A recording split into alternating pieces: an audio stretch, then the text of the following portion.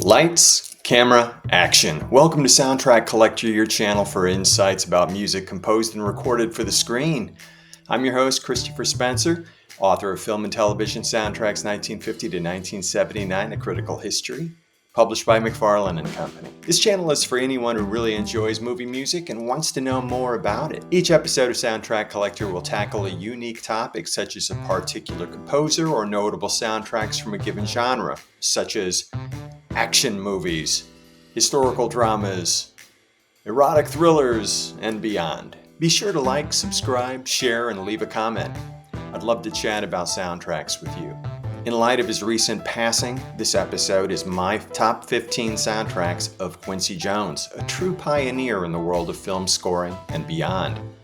For many people, Quincy, or Q as his friends knew him, was most famous as a record producer for pop stars like Frank Sinatra, Ray Charles, Aretha Franklin, Donna Summer, Stevie Wonder, and most famously, Michael Jackson. Of course, he also produced the big 80s smash hit, We Are the World. True music fans also know that Quincy got his start as a trumpeter and, more importantly, as an arranger for jazz artists in big bands, such as Count Basie, Dizzy Gillespie, Sarah Vaughan, Miles Davis, and many others. Now, between his early career in jazz and his later career as a pop hitmaker, Quincy made an impact in another music genre. I'm sure you can guess what it is: film and television soundtracks. Quincy was one of a new wave of young composers, along with Elmer Bernstein, Lalo Schifrin, Jerry Goldsmith, and Henry Mancini, who were really shaking things up in the 60s, bringing a fresh, modern sound to scoring that was steeped in jazz, funk, soul, and rock, as well as expanded tonality, eclectic instrumentation, experimental techniques, and structures.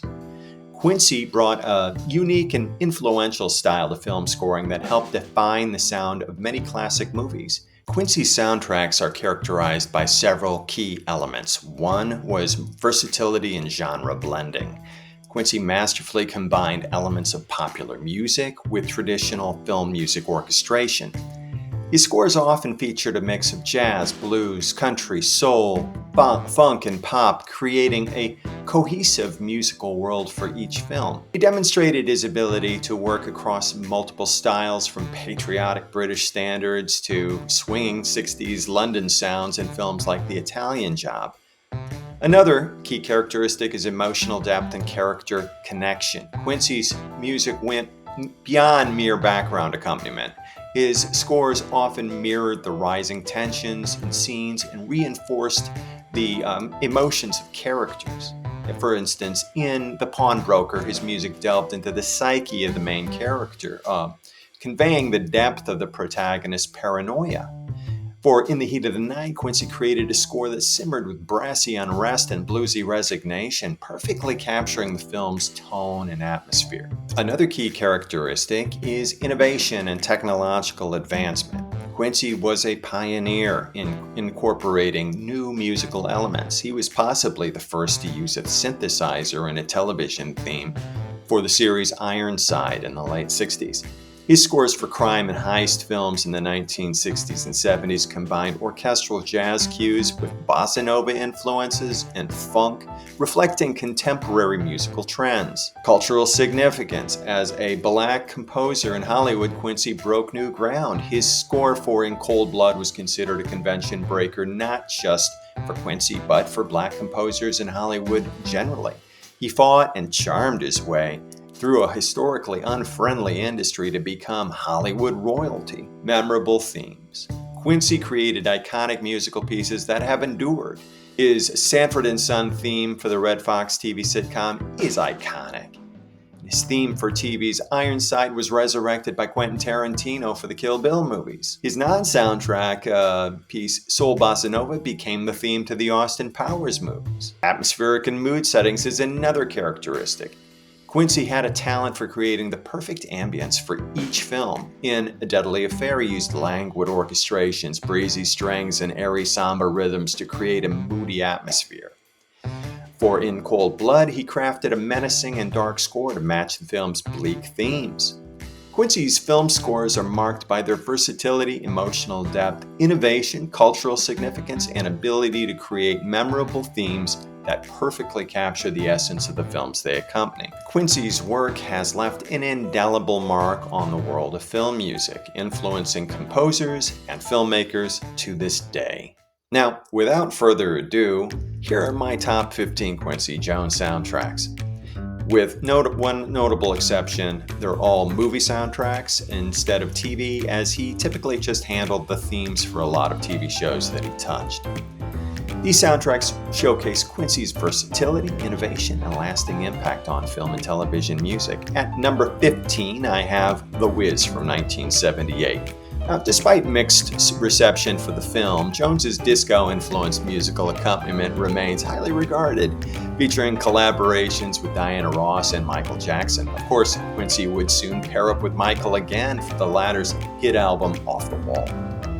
At number 14, I have Roots from 1977. This groundbreaking TV miniseries score with co-composer Gerald Fried incorporated traditional African elements and contemporary ballads, creating a musical history of the Black experience. Now, the recording that Quincy released for Roots is actually more of a concept album than a proper soundtrack. At number 13, I have The Hot Rock from 72. It's a heist comedy starring Robert Redford and George Segal based on a Donald Westlake novel. Quincy's score is fairly experimental, with lots of African percussion, chanting, and jazzy keyboards that wouldn't sound out of place on a Herbie Hancock jazz fusion album of the same era. The standout tracks include Sahara Stone, Parole Party, Seldom Seen Sam, and Talking Drum. At number 12, I have The Deadly Affair from 1966, a spy thriller starring James Mason and based on a novel by John le Carre. It is one of several Sidney Lumet films scored by Quincy. Known for its romantic, moody atmosphere, languid orchestrations, and breezy strings, this soundtrack is considered a perfect Sunday morning record. It even features the voice of Astrud Gilberto, the girl from Ipanema. At number 11, I have The Slender Thread from 1965, a thriller starring Sidney Poitier as a crisis hotline operator trying to help a desperate woman out of a jam. It is just one of several Poitier films scored by Quincy. It has a suspenseful score with some wonderfully experimental jazz-inflected tracks. The standout tracks for me include Funny Farm, Psychosis, Threadbare, Aftermath, and Big Sur. At number 10, I have The Lost Man, 1969. Another film starring Sidney Poitier, this time as a black militant who masterminds a payroll robbery to fund his group's activities. Now, this proto-blaxploitation score offers up some terrifically funky and soulful cuts. Standout tracks include Slum Creeper, Main Squeeze, Up Against the Wall, The Lost Man, and Sweet Soul Sister. At number 9, I have The Split from 1968, another heist film, this one based on a Richard Stark novel and starring ex-footballer Jim Brown, Gene Hackman, Donald Sutherland, and others. Quincy's terrific crime jazz score wasn't released until Film Score Monthly issued a limited edition CD in 2009. It's super solid throughout. The standout tracks include Funny Money, What the Hell, It's Over, Shook Up Fuzz, Fine Dead Lady, and The Theme. At number 8, I have They Call Me Mr. Tibbs from 1970, a crime drama and sequel to In the Heat of the Night, starring Poitier again. This movie features some of Quincy's funkiest soundtrack work. Standout tracks like the title track of Fat Papa Daddy and Side Pocket, they're all kind of showing the way for future blaxploitation scores like Shaft and Superfly. At number 7, I have Mirage from 1965, a neo-noir thriller starring Gregory Peck.